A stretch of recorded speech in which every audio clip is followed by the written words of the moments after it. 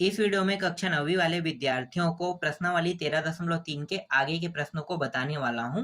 तो चलो देख लेते हैं। इससे पहले वाले वीडियो में मैंने पहला प्रश्न और दूसरा प्रश्न को मैंने बता दिया है ना। तो तीसरा प्रश्न है, एक समबाहु त्रिभुज की रचना कीजिए। देखो, समद्विबाहु, समबाहु भी नहीं है ना, समद्विबाहु। तो समद्विबाहु का मतलब क्या होता है? जिसके दो भुजाएं बराबर हो उसे हम समद्विबाहु त्रिभुज कहते हैं। आगे क्या करेंगे? जिसका आधार 6 सेंटीमीटर तथा आधार का कोण 70 हो तो इस त्रिभुज के क्षेत्रफल के बराबर का समांतर चतुर्भुज एवं आयत की रचना कीजिए। मतलब समांतर चतुर्भुज भी बनाना है और आयत भी बनाना है, ठीक है, और इनका भी रचना करना है। और इन तीनों का जो क्षेत्रफल है वो एक दूसरे के बराबर भी होना चाहिए, ये कह रहा है। तो चलो बनाते हैं प्रश्न को।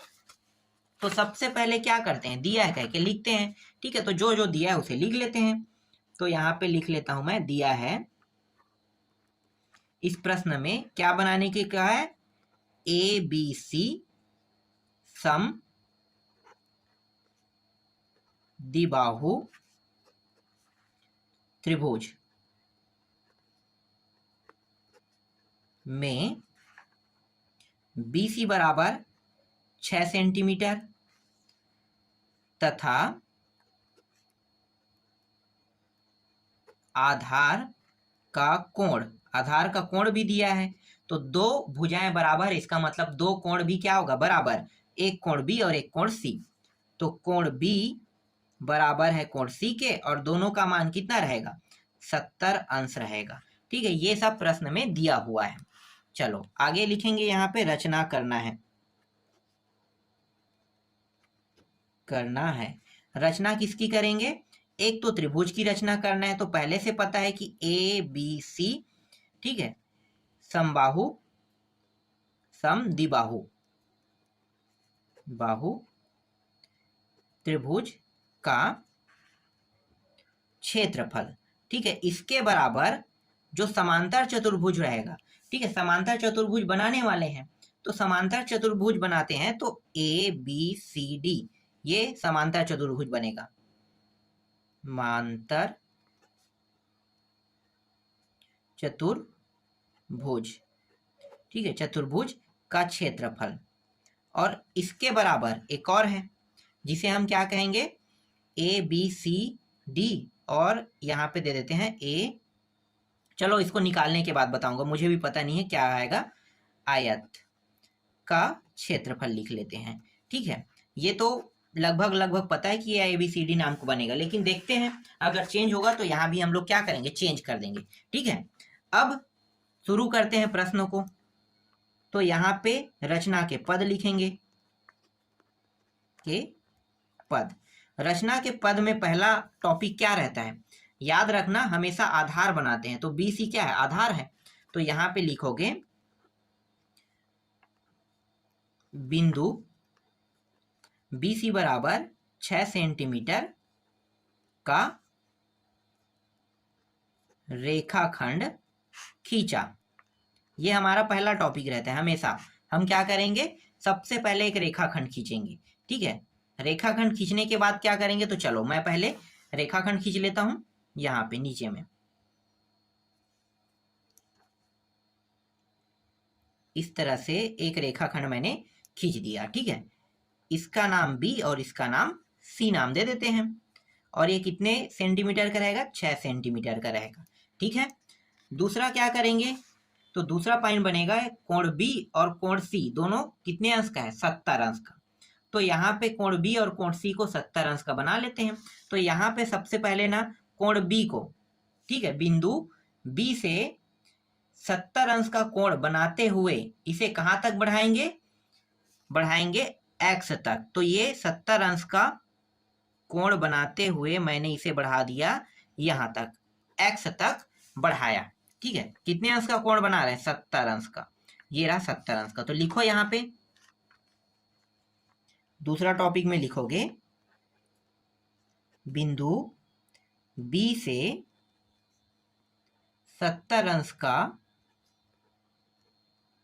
कोण बनाते हुए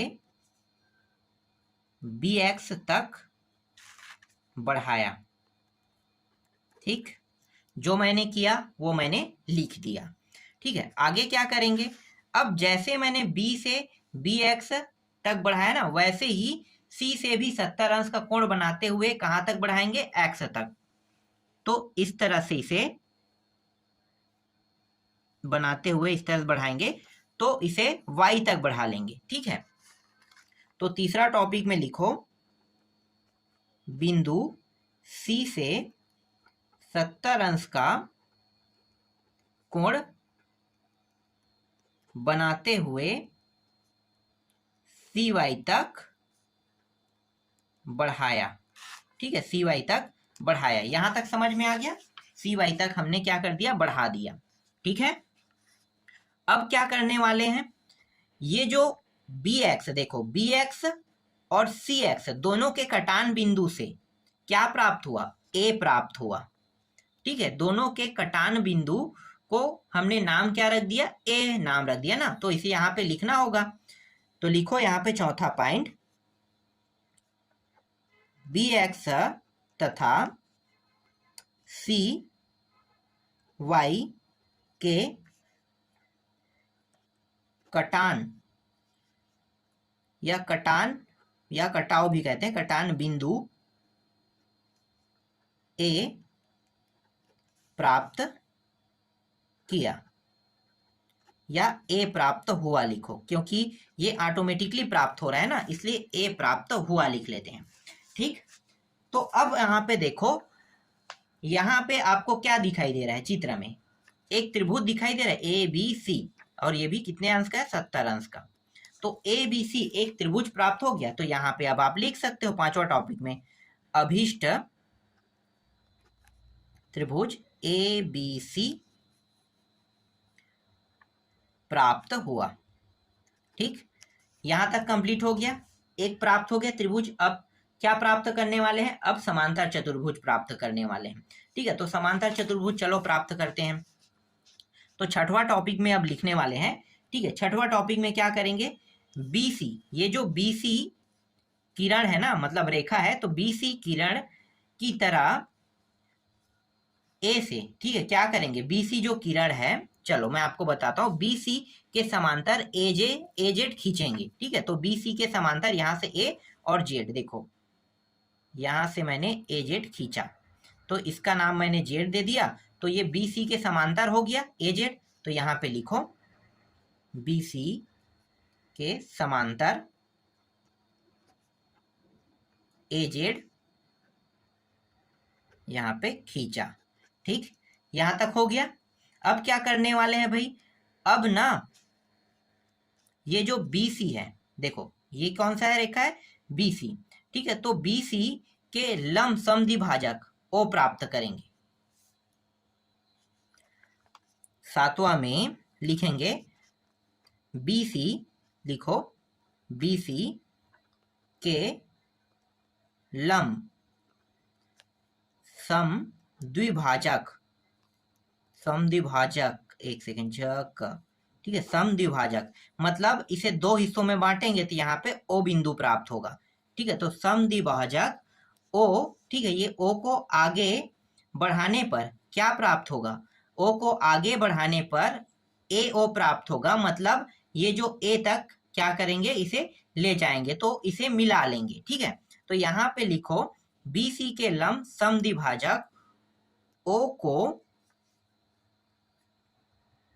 आगे बढ़ाने पर शीर्ष A पर मिलाया या मिलता है। ठीक है, तो मिलता है लिख लेते हैं। तो इस तरह से ये क्या हो जाएगा, मिल जाएगा। ठीक, इस तरह से इसे मिला लेते हैं। ठीक है, अब AB देखो कहाँ पे है, ये AB। ठीक है, अब इसके समांतर रेखा हम क्या प्राप्त करेंगे, AB के समांतर रेखा OD प्राप्त करेंगे। क्या प्राप्त करेंगे, OD। तो O यहाँ पे है और D यहाँ पे रखेंगे। ठीक है, इसके समांतर होना चाहिए ना, तो ये D, तो ये इसके समांतर हो गया। तो इस तरह से इन दोनों को अब मिला लो, तो ये समांतर रेखा प्राप्त हो गया। तो यहाँ पे आपको बताना होगा 8वां पॉइंट में ए बी के समांतर ओ डी खींचा लिखेंगे।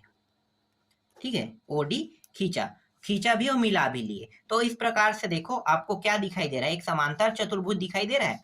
तो यहाँ पे 9वां टॉपिक में लिखो अभीष्ट समांतर चतुर्भुज ए बी ओ डी प्राप्त हुआ। ठीक है, देखो चेंज हुआ है, यहाँ पे ए बी सी कहा था मैंने, ओ प्राप्त हुआ। तो यहाँ पे अब सुधार लेते हैं। ठीक है, ये ओ कर लो, सी को ओ, अब सही हो गया। ठीक है, अब एक और त्रिभुज, एक और चतुर्भुज बचा है जो है आयत, उसको भी बना लेते हैं। चलो नेक्स्ट, अब 10वां पॉइंट में आते हैं। ठीक है, 10वां पॉइंट में क्या करेंगे, 10वां पॉइंट में जो बी सी है ना, ये देखो बी सी। ठीक है, बी सी के लंब समद्विभाजक क्या है, ओ है। ओ को आगे बढ़ाने तक तो मैंने पूरा प्रक्रिया कर दिया है। ठीक है, ओ को आगे बढ़ा दिया, तो ये तो हो गया है। अब क्या करने वाले हैं, अब ये जो ओ ए है ना, देखो ये ओ ए, इसके समांतर क्या प्राप्त करेंगे, बी और ई प्राप्त करेंगे। ठीक है, बी ई रहेगा। तो यहाँ पे लिखो ओ ए के समांतर बी और ई रेखा खींचा। ठीक है, इस तरह से आपको लिखना है। ठीक है, तो इस तरह से हमने खींच लिया। ठीक, और 11वां पॉइंट में क्या करेंगे, देखो मैं यहाँ पे खींच देता हूँ, जैसे ये डॉट है वैसे ही डॉट में करते हैं।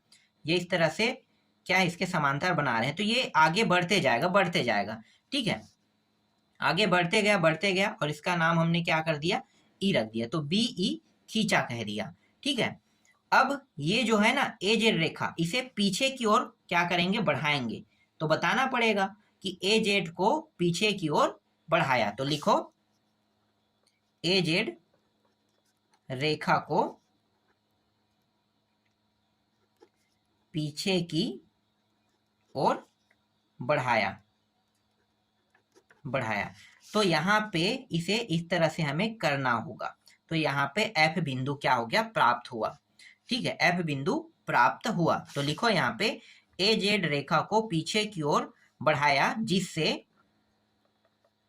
जिससे एफ रेखा प्राप्त हुआ। ठीक है, एफ रेखा प्राप्त हुआ। अब यहाँ पे देखो ये क्या दिखाई दे रहा है, एक आयत दिखाई दे रहा है।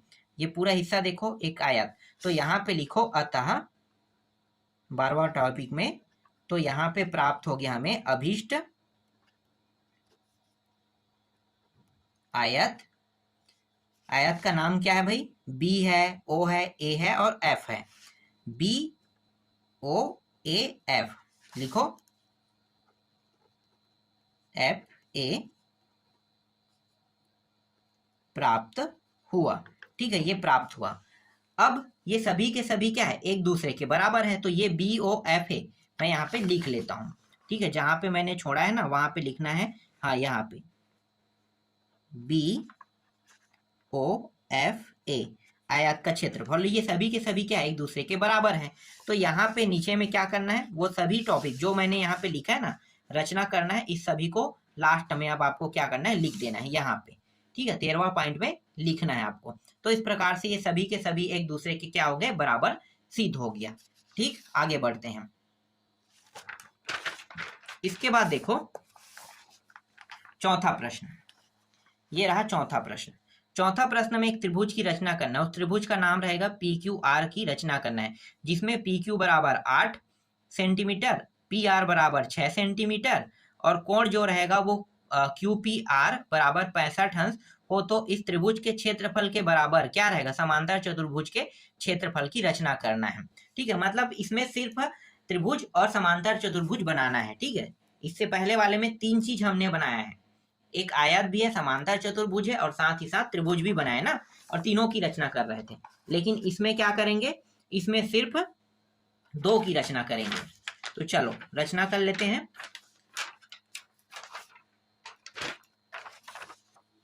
यहाँ पे सबसे पहले हम लिखेंगे दिया है कह के,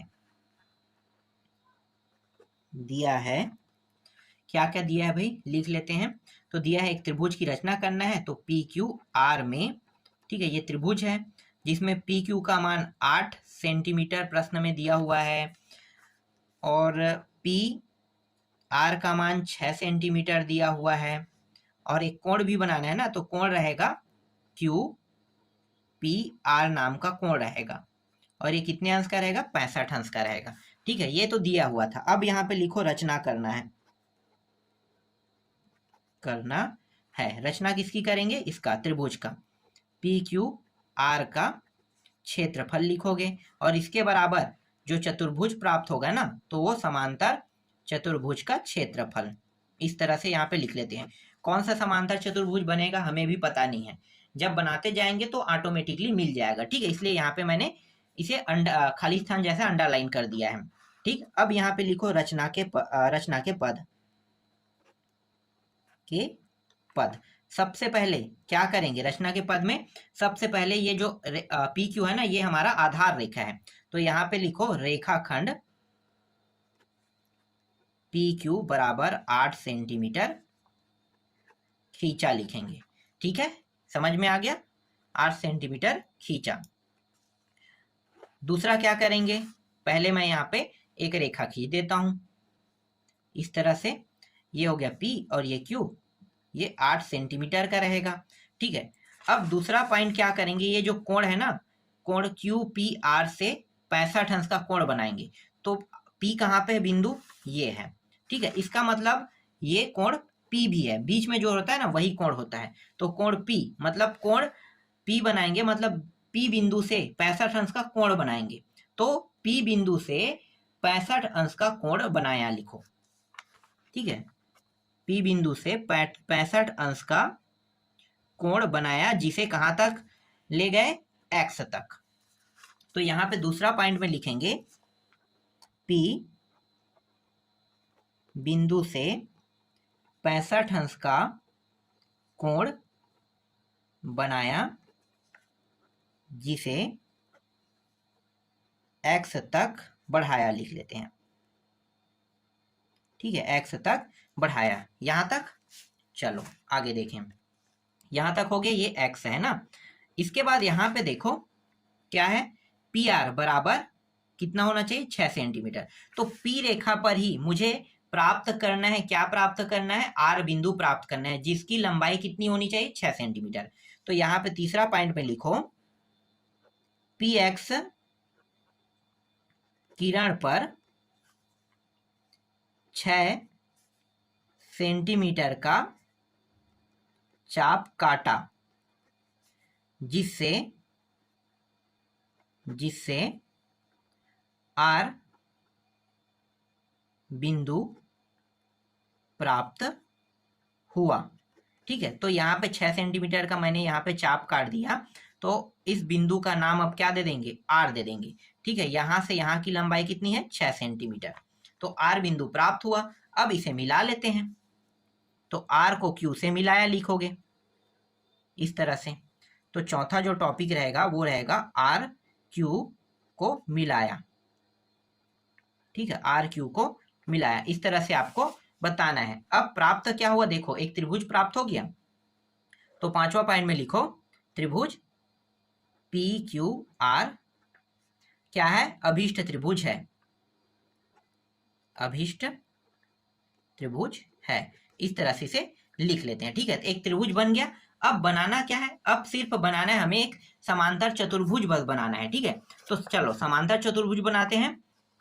तो समांतर चतुर्भुज बनाने के लिए चलो कुछ नहीं करना है, नॉर्मली है। समांतर चतुर्भुज कैसे बनाया जाता है आपको पता चल गया होगा।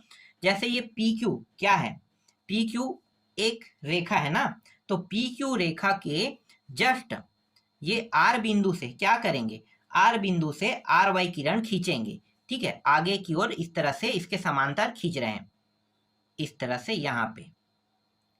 तो इसको नाम दे देते, इसका नाम दे देते हैं वाई नाम दे देते हैं। ठीक है, वाई। तो यहाँ पे छठवां पॉइंट में क्या लिखोगे, छठवां पॉइंट में पी क्यू बराबर, मतलब ये पी क्यू समांतर है ना, आर वाई खींचा लिखो।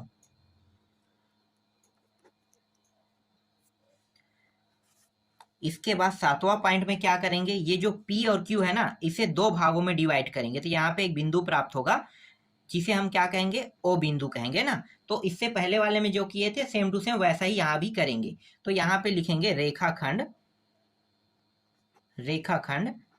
PQ का लंब सम द्विभाजक क्या करेंगे, सम द्विभाजक खींचेंगे ना। तो खींचा, जिससे कौन से बिंदु प्राप्त हुआ, O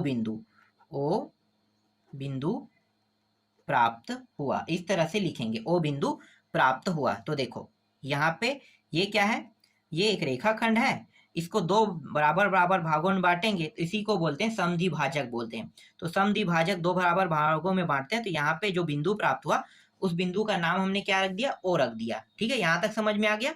ठीक है, आगे क्या करेंगे, बिंदु O से, ठीक है, बिंदु यहाँ पे लिखो 7वां पॉइंट, नहीं 8वां है। तो बिंदु O से PR, ठीक है, PR के क्या करेंगे, समांतर, PR के समांतर